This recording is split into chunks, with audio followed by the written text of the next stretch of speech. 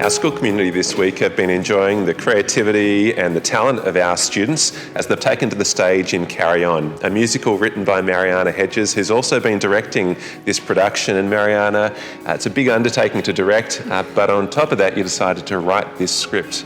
What inspired you and what made you think that this was the right thing for 2021? So after last year, we tried to make something that was a bit COVID-proof, and so we wanted to cater for the talents of the students, so acting, singing, dancing, and so we broke them down into 3 different ensembles.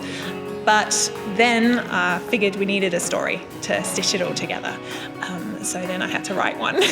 And then we found some music to go with it. So that's how it came about into a musical. Well, it's come together wonderfully well. And Charlotte, it's great to see you up there on stage. Why did you decide to get involved?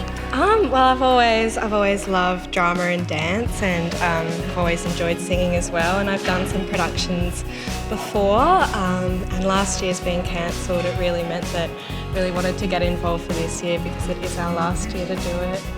So yeah. Certainly don't want to let your time at Grammar finish without being involved in as many musicals as possible. Alex, what's been the highlight for you? The highlight has been just hanging out with such a great group of people and working on such a huge project that has come from scratch, and seeing it all come together, and especially after last year it being cancelled, bringing it all back and doing it again, it's been great. Yeah. Well, it's a huge amount of work. You must be really proud. What are you most proud of, Mariana?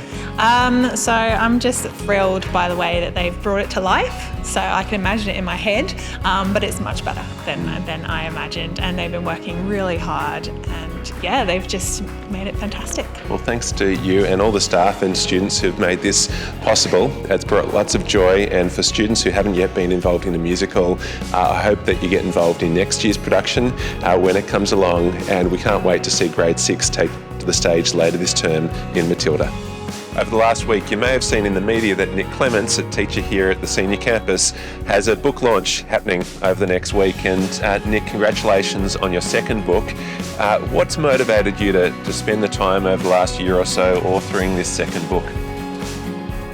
My PhD advisor, Henry Reynolds, and I, once we'd finished that project and it became the Black War, which is more of a reference work about that conflict, we knew that there was this amazing story of this warrior, and Henry was urging me to, write a second book. Just off the cuff, I said, I'll do it when you write it with me. And he said, oh, that's a splendid idea. Henry wrote his chapters quite quickly because he was framing the story up, but I had to do the sort of tedious work of trawling the archives and piecing together the story of this incredible warrior.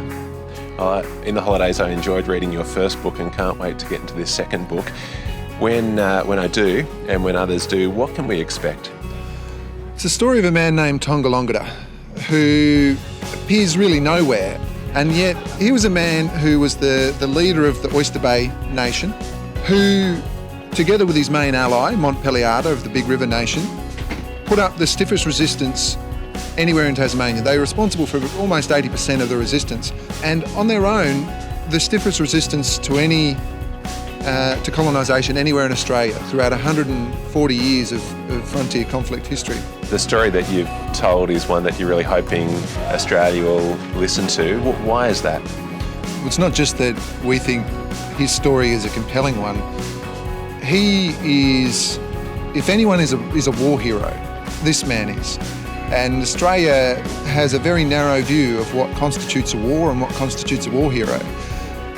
We believe that his campaign on this country, for this country, is as valid, at least as valid, as the campaign of the Anzacs overseas. And we're really lucky to be involved in a project which looks like having a memorial in the Cenotaph Precinct in Hobart by the year 2023, which will be an Australian first. Well, thanks for the way that you nurture and challenge students here at Grammar, and the way that you're challenging and inspiring us to think about our past. I encourage the Grammar community to buy a copy of your book, and congratulations on all you've achieved in the authoring of your second book.